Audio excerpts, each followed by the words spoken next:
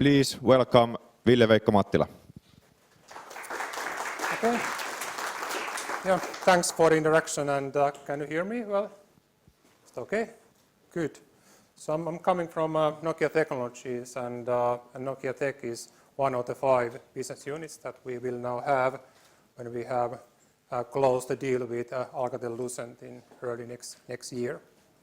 And my talk is very much about immersive media, so it's not only about its visual side, it's also audio and can even be haptics. So it's very about that how we can create the most immersive experience considering our kind of key senses, key human senses. And this is my outline, so kind of 3 key topics here. So I would like to start from Nokia Technologies, and we have just kind of set up our new strategy. And I would like to cover its digital media part and tell what that's then all about. It's very much about virtual reality and not about the synthetic side, but it's kind of natural side and very much about the kind of reality capture. Then I would like to very briefly then cover this virtual reality as a business. So some kind of key points about that, so how it looks, how the future looks for that. And then the last bit is then about Digital Media Lab, so what we do there and what are the kind of key challenges, research challenges, what we have there. So we are a new business, so very many things are still confidential. So I cannot really talk so much about the results. So it's more like what are the big challenges. So if you think about virtual reality, so of course our entry to that domain happened in July. So when we had the kind of pre-launch of the Otso camera, which is the kind of virtual reality capture camera, and this film is about that. Actually, Otso is a very unique product at the market. So it's a kind of first fully integrated virtual reality camera, incorporating 8 cameras and 8 microphones for the reality, 360 reality capture. This version, the first version also is very much targeted to the professional domain. So film production, for example. And actually, there are a couple of, it's of course important to understand that what is important in professional domain and for example in film production. And also is unique, first of all, because it actually allows real-time view of the content that you are capturing. If you think about the other solutions for VR capture, like having 16 GoPros in a rig, so actually you capture something today and then tomorrow you can experience that. And for film production, that is no-go, because basically it is so expensive if you need to repeat the yesterday, today, because only today I can check what I captured yesterday. So maybe one camera was broken, maybe something wasn't actually ideal in the scene, something wasn't correct, and you need to repeat it again. And that is expensive. That is very expensive. Another interesting thing in Otso is that, okay, you have this real-time view of your scene, but it's also then integrates spatial audio. So you do not need another kind of microphone setup to really capture the spatial audio. Of course, I will also talk today of some of the challenges what we have in spatial audio capture or in audio capture in general. That is very, very important. It's also good that actually the device, it creates one file so that you wouldn't need to play with all those 16 separate cameras and with the memory cards with them. And what is important is that it has one global shutter. So all cameras, they operate in sync together with the audio, which is also very important for the production. So digital media, that is the name of the business at Nokia Technologies. Okay, it's also about natural virtual reality, so capturing the reality. It may also be called as immersive multimedia. And immersive multimedia, it really kind of refers to media technologies, user experiences and interactions that are very much kind of becoming indistinguishable from real life, whether they are played at a different time from capture or whether they are played live. And of course, live aspect is also very important with also because as we can render in real time, so it is possible to capture live events, for example, live sport events. So the strategy is very much about captured reality experiences. And you may be familiar with this, with the virtual reality continuum defined by Milgram in 60s. So it kind of defines this continuum starting from the real environment, and then at the other hand, we have the total pure virtual environment where everything is synthetic. And in the middle, we have something where we are mixing the things a bit, the reality and the digital part. And in augmented reality, of course, the starting point is the real-world view. And then we enhance, we augment that with additional digital information. Whereas in augmented virtuality, it's a bit kind of vice versa. So we start with a synthetic model, and then we bring real-world aspects into that. So for example, photorealistic map can be a good example of that. But in our kind of captured reality experience kind of focus, so we are, of course, we are capturing reality, so starting from the left. But we do move to the right because things like being able to model the geometry of the captured environment is, of course, very, very important so that we can reproject the images correctly. So I'm coming to that then later. So we could also have this kind of look at the kind of key technologies that they are at the market and where we actually would like to be at Nokia Tech in the future. So if we start from the kind of audio side, starting from the low left corner, so of course we can have a stereo audio capture. That is kind of pretty easy. Then when we move to the right, we can add microphones. We can have maybe 3 microphones, and we can capture spatial audio. And that's maybe a kind of ring kind of around you. You can experience where the objects are around your head. Maybe we can then add the 4th mic, and we can add elevation. So you can hear whether it is up or down. Or then we can have more microphones to basically provide 6 degrees of freedom so that you can also do this while you are listening. So you can imagine that if there's a wall next to my head when the audio has been captured, it may reflect very strongly from the wall. So it does make a difference if you can do this. And actually with Otso, it's also the visual part is that actually it's the only thing what we call as a pixel picking, that you can actually also turn your head like this and still you can see things correctly. And the scene doesn't kind of move together with your head. And that's then about the visual side. So of course, we may have the single 2D imaging sensors, or then we can have a mono panorama. So kind of 1 camera or 2 cameras may be capturing the 360, but not stereo. Or then we can move to, for example, dual panorama, so that we always have 2 cameras covering the field for our eyes. And then if we move to be even more complex issues like, and technologies like EarthMine, so that we do modeling.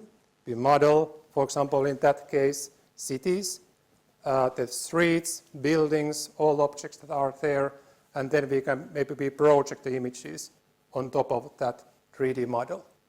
So that's definitely kind of the direction where we want to go, to both have very detailed scene geometry modeling and then projecting images on top of that so that you can really interact with the scene.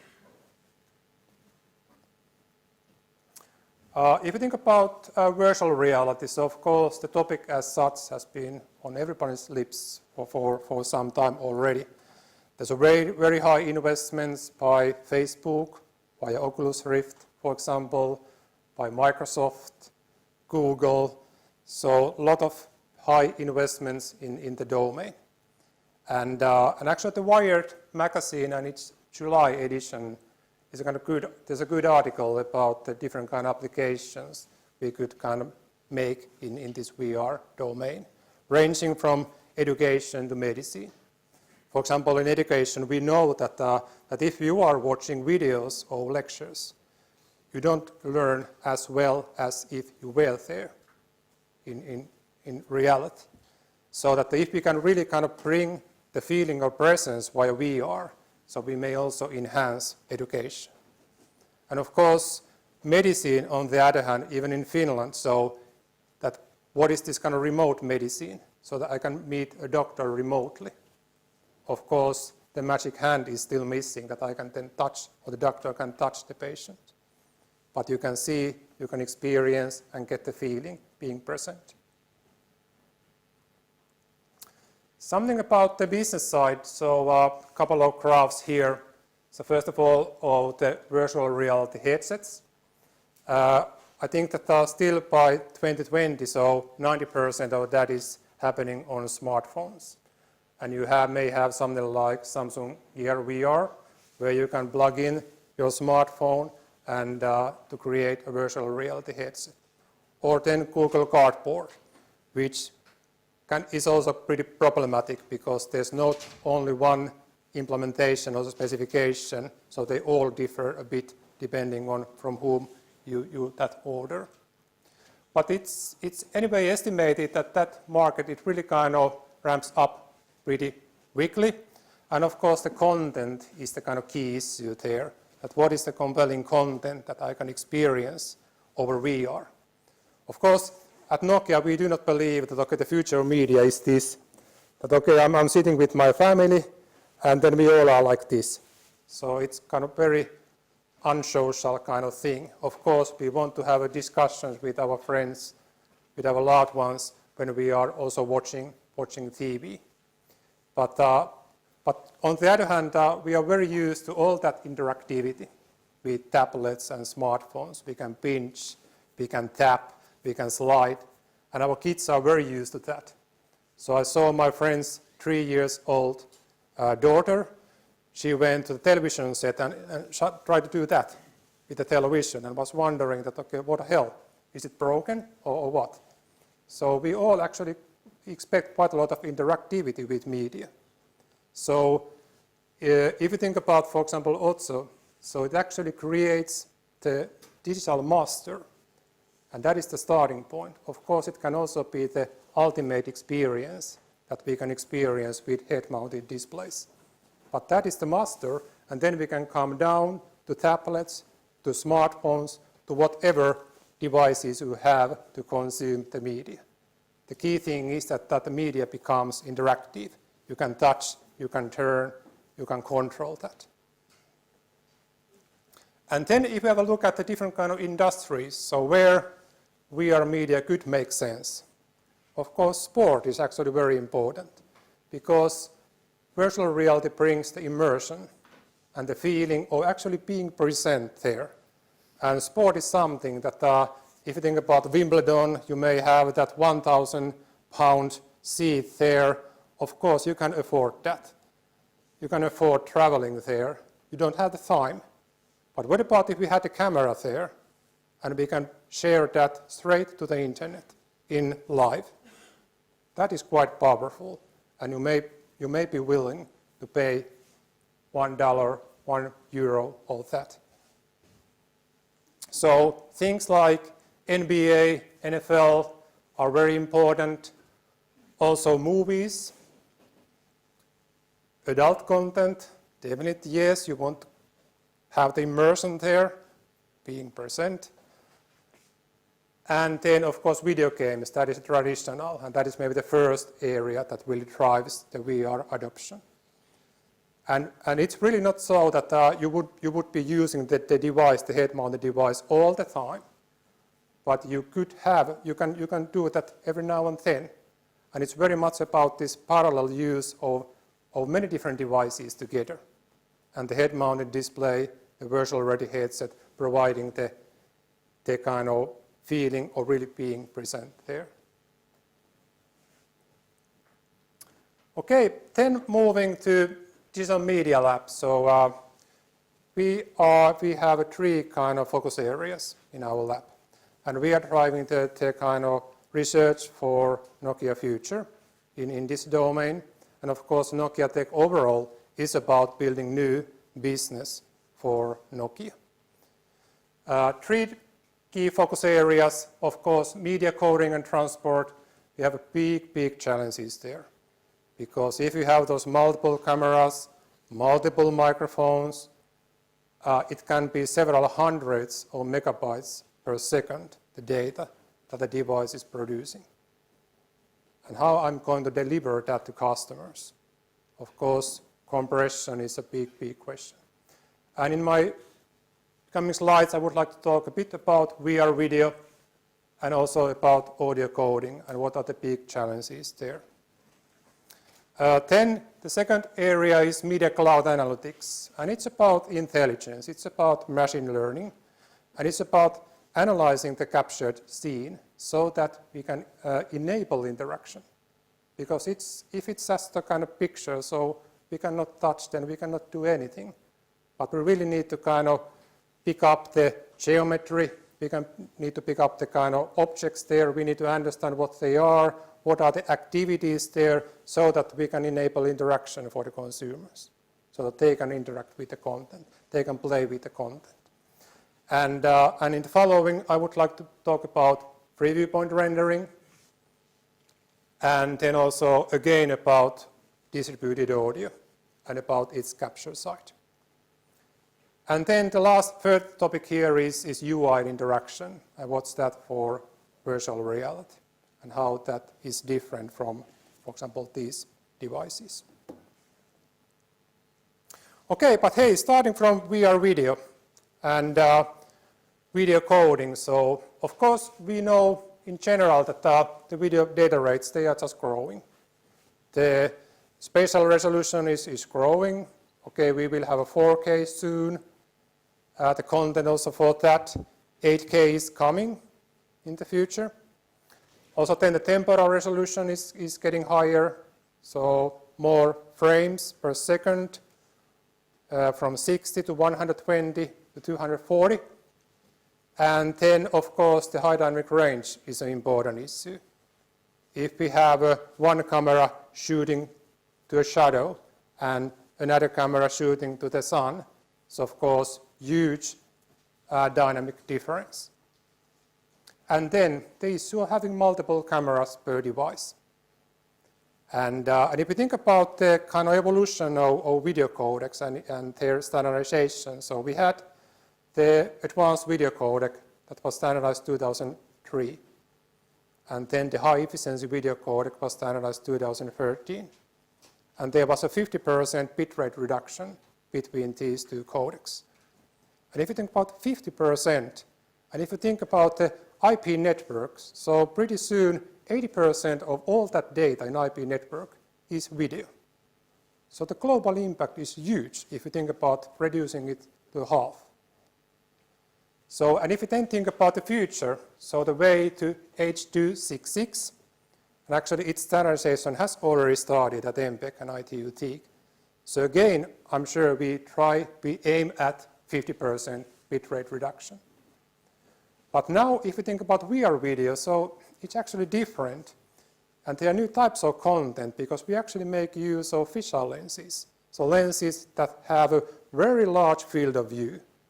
Today, we always expect that it's much narrower. It's just kind of shooting to a certain direction. And now we are opening it to be much wider. And if it's a fisheye lens, so of course, everything is pretty much distorted.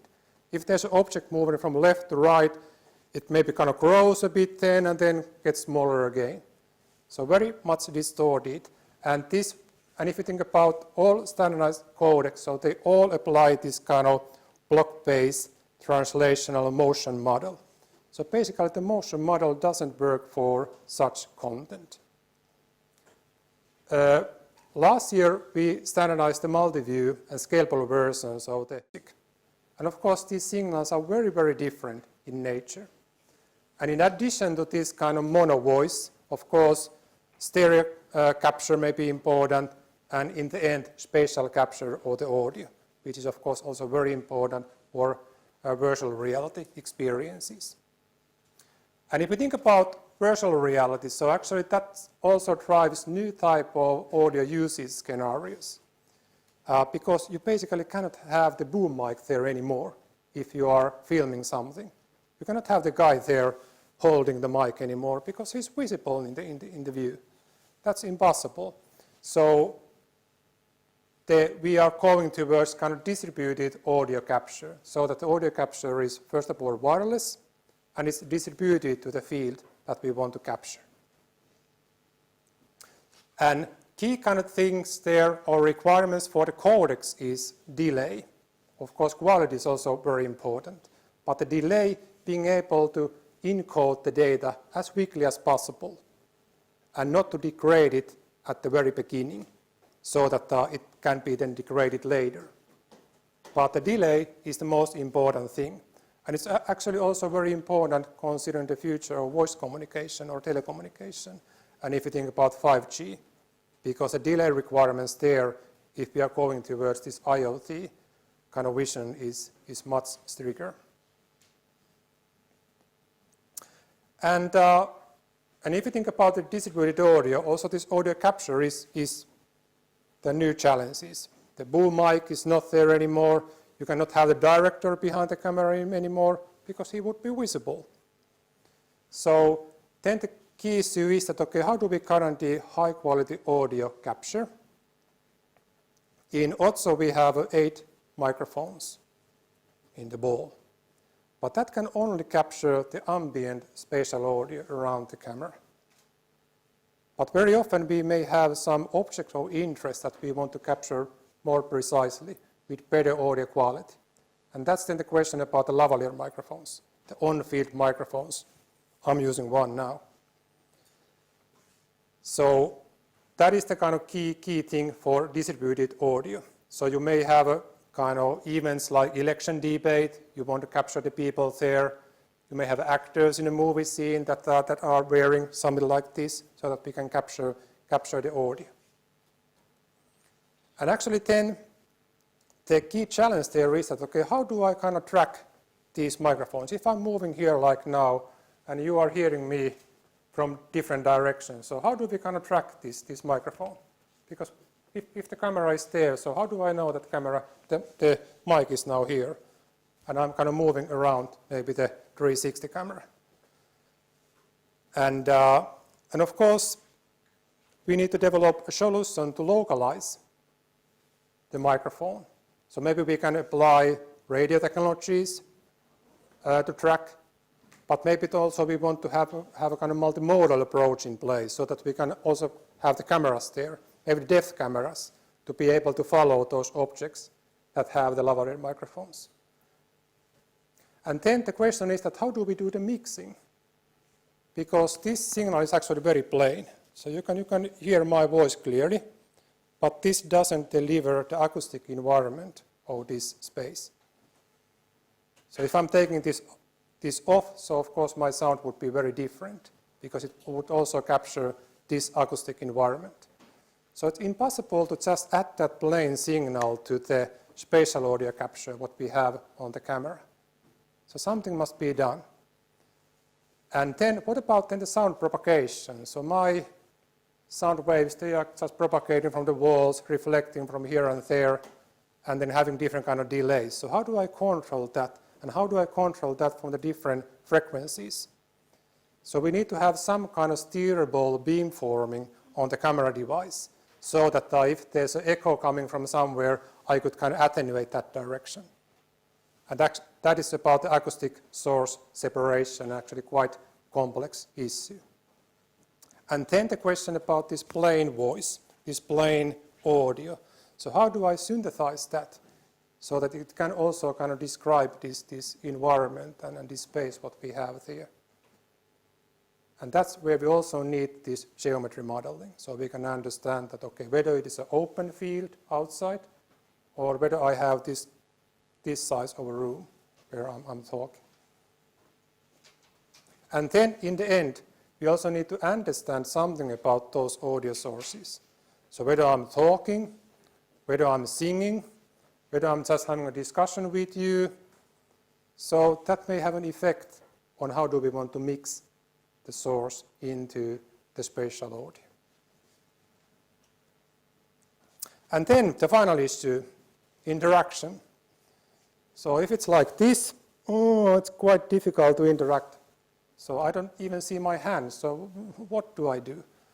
If you think about the current devices, okay, I can tap here a bit. I can turn my head and make selections. But that's actually quite simple. Of course, we may have seen examples like the Oculus Touch. So they developed this very nice device that you can control. You can see your hands.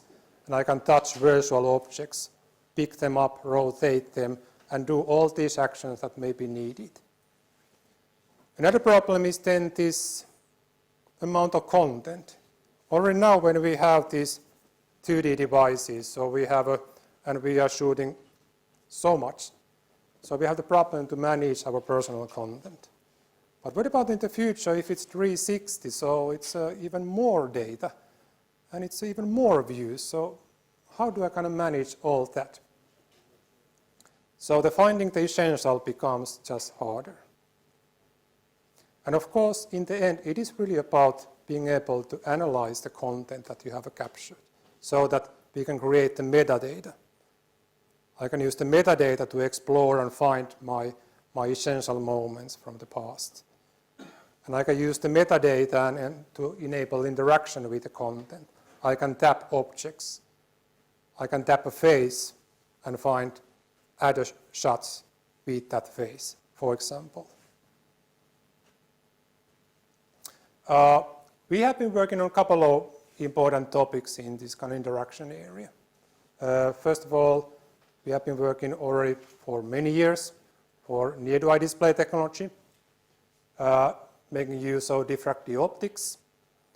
It actually allows you to create a binocular see-through display, kind of augmented reality display, and very lightweight. The display can be only a couple of millimeters thick. And if you compare that to, for example, a Google Glass Prism, that is 50 millimeters, of course, it's much lighter. And it can be also for both eyes. Maybe Tapani can tell about HoloLens soon, so applying the same technology. And we are actually licensing this technology. Then another thing is eye imaging or gaze tracking. Of course, eyes, they are the only visible part we see of your brain. And you can detect so many things if you do, for example, retina imaging. If you are able to exposure your eye and really take images of your retina. And then even gaze, you can kind of understand our focus of attention. And if you combine that with the content understanding, so we can understand what you are looking at.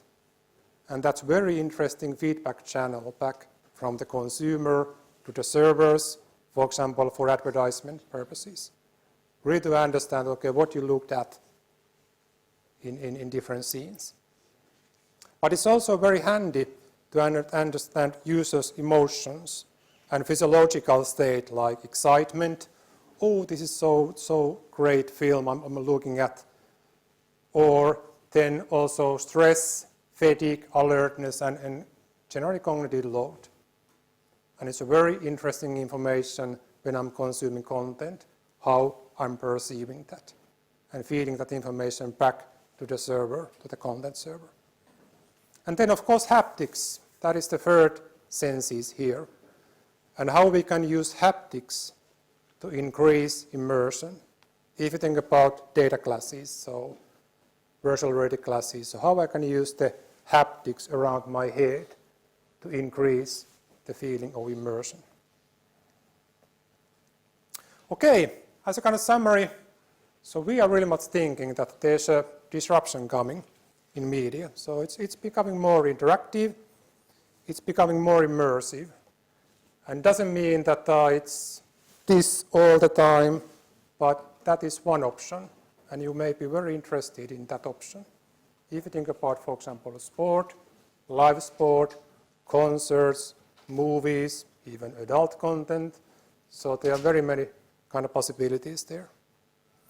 At Nokia Technologies, so we are very much focusing on captured reality experiences. And we have the competencies of video, competencies of audio, and competencies of radio technologies. And the key thing is really to combine and bring them together. And you can create some very nice things. And then if you think about research, so this kind of volumetric video. Media becoming a space, volume around you. So what is the video coding for that? And then distributed audio, because that's the future of audio. So you will have those microphones on the field. You may have multiple cameras, but you may have many, many more microphones. And then at the end, this kind of human technology interaction for VR, because it's so different compared to these devices. So how do I do that right? Okay, that was the kind of end of the story. Any